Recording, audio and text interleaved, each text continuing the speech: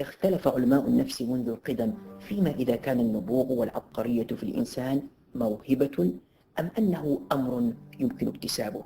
وقد كان يعتقد سابقا أن الذكاء الحاد والعبقرية هو نتاج جينات وراثية خاصة، وأن العوامل البيئية والتربوية والنفسية والجهود التي يبذلها الإنسان لتطوير ذاته هي عوامل محدودة الأثر، بل لا يرون أن الأداء العبقري في أي مجال يمكن اكتسابه.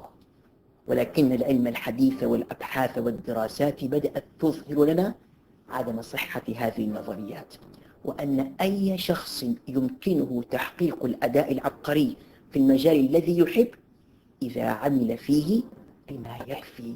وهذا متوافق كذلك مع ما أكد عليه مالكوم جلادويل في كتابه Outliers، من أن أي شخص يمكن أن يصبح مبدعا وعبقريا إذا اختار تخصصا يحبه وتدرب 10,000 ساعة عليه. وبذلك فالقاعدة تؤكد أن أي إنسان إذا استطاع أن يحدد أي نوع من الذكاء يمتلك، وعرف الموهبة والملكة التي يمتلكها، وكرس الوقت للتدريب، فإن علامات العبقرية والنبوغ والإبداع ستظهر عليه لا.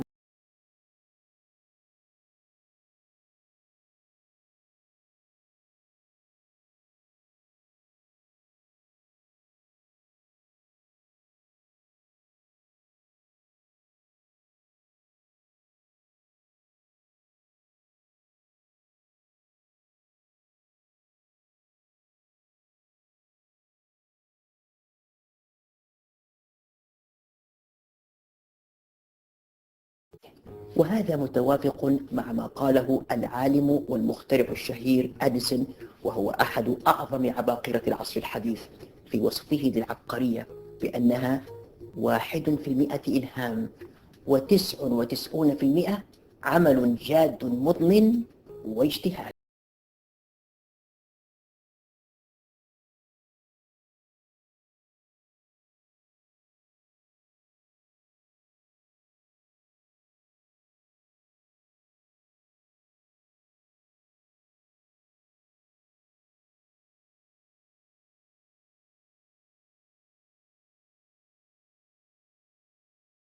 في عام 1999 قام العالم ويليام ديكنز من معهد بروكينغز بوضع نظرية وجدت إجماعا شبه كامل بين علماء اليوم. تقول النظرية إن من كانت لديه صفة جينية متوارثة تعطيه أفضلية في مجال معين، فإنه سيبدع فقط إذا سمح له بالاستمرار في ذلك المجال.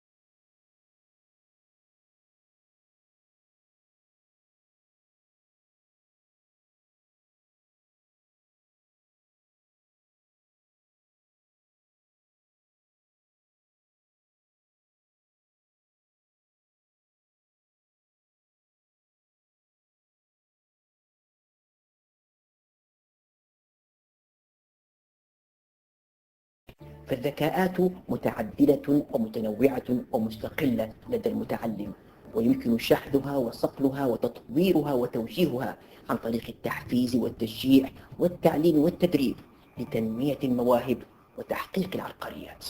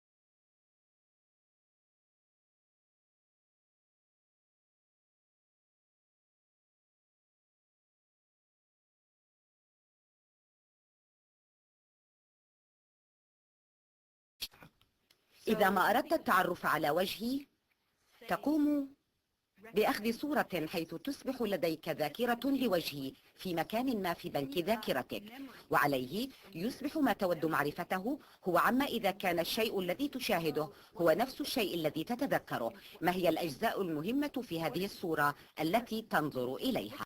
بإمكانك تخيل الجزء الخلفي من الدماغ وكأنه شاشة تلفزيون، وحالة الإبصار والإدراك الحسي تشبه وجود آلة تصوير توجه نحو شخص في الخارج وتسجل ما تراه على الشاشة. أما التخيل فيشبه بوجود فيديو، حيث لا تعمل الكاميرا هنا، والفيديو هنا لا يلتقط ما يشاهد في الخارج، إنه يعرض ما شوهد سابقا. عندما تعيد العرض تلاحظ أشياء لم تلحظها من قبل. يتكون البصر في الواقع من 4 عناصر متميزة على الأقل: لون، حركة، شكل، وعمق. تقوم خلايا العين الحساسة للضوء بفصل هذه العناصر من الصورة المقلوبة في الشبكية وإعادة إرسال هذه العناصر إلى الدماغ. تتجمع البلايين من هذه الإشارات في مؤخرة الدماغ في مكان يدعى اللحاء البصري الرئيسي. تتم معالجة الحركة والعمق هنا، واللون والشكل في هذه المناطق. إن ثلث حجم الدماغ مكرس للتعامل مع ما نشاهده.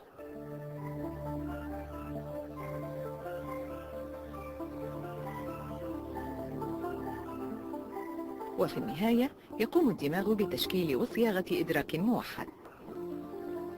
أما الكيفية التي يتم بها ذلك فتبقى مبهمة.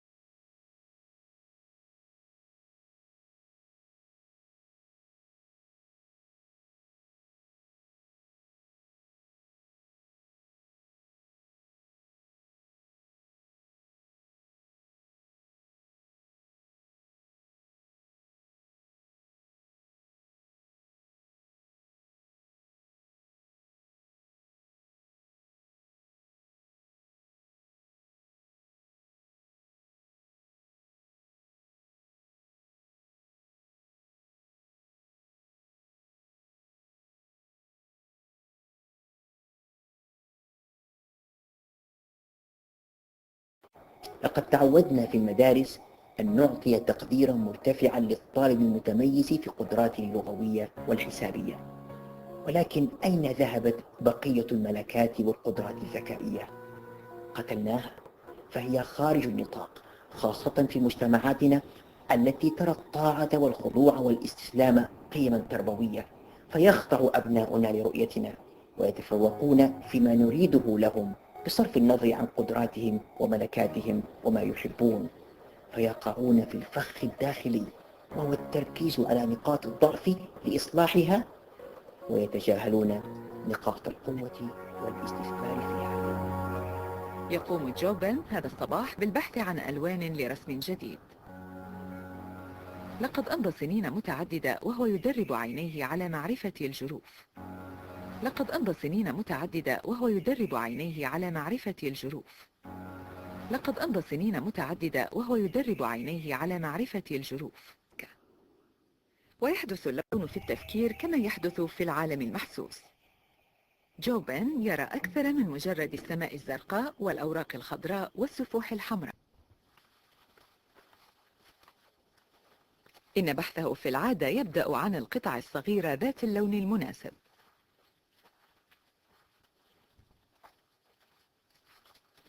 تقوم عيناه بمراقبة مناظر الطبيعة والبحث عبر الظلال والتنقيب بين ثنايا الصخور، ويكون المردود كماً هائلاً من المعلومات التي يجري تمريرها إلى القسم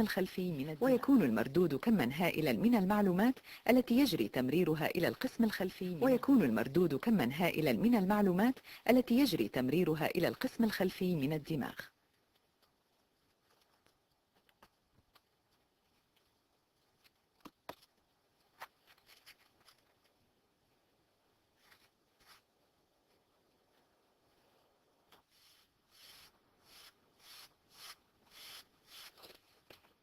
وكفنان يقوم جوبن باستعمال حواسه الخمس للبحث في هذه المواد والبدء بإبداعها. وتشكل العيون المحتكرة الأكبر ضمن هذه الحواس، ولكنها تقوم بما هو أكثر من المشاهدة والتسجيل. إننا نرى كل شيء ضمن هذا. ولكن كيف يتحول هذا الذكاء إلى ذكاء عال وإلى عبقرية؟ إن أفضل نظرية تفسر حدوث العبقرية هي نظرية الدكتور أندروس أريكسون عالم النفس بجامعة فلوريدا. فبناء على الدراسات والأبحاث التي قام بها دكتور أريكسون على مدى 10 سنوات، فقد أكد أن أي فرد يمكن أن يصبح عبقريا إن أراد ذلك. فالعباقرة يطورون ذاكرة قوية لتخزين المعلومات ذات الأهمية لهم بطريقة فعالة في الذاكرة طويلة المدى، بحيث يمكن للذاكرة قصيرة المدى الاستفادة منها عند الحاجة. أكدت ذلك دكتور ناتالي مازوير عالمة الدماغ بجامعة كان، والتي قامت بتحديد مناطق الدماغ التي تفعل عند عبقري رياضيات اسمه رود جام، والذي يستطيع حساب أي رقم أقل من 100 بعد ضربه في نفسه 9 مرات. وبمقارنة تخطيط دماغه بأناس عاديين يقومون بنفس النشاط العقلي أثناء الحساب، وجدت أن الجميع يستخدمون 12 منطقة مشتركة في الدماغ أثناء الحساب، ولكن جام استخدم 5 مناطق إضافية، 3 منها أكدت البحوث العلمية أنها مرتبطة بالذاكرة طويلة المدى. وبذلك بيّنت الدراسة أن جام يتميز بحفظ الطرق والنتائج والمعادلات الرياضية في ذاكرته طويلة المدى ليستخدمها بسرعة عند الحاجة. لم يولد جام بهذه القدرة الاستثنائية، بل كان شخصا عاديا، ولكنه بدأ في 20 من عمره بتخصيص 4 ساعات يوميا للتدريب على العمليات الحسابية. وهذا ما يؤكد دكتور أريكسون في نظريته بأن العبقرية يمكن أن تطور. فقد قام بتجربة قبل 20 عاما على مجموعة من الأشخاص في مختبره، وعمل على تطوير قدراتهم في مجال حفظ الأرقام العشوائية.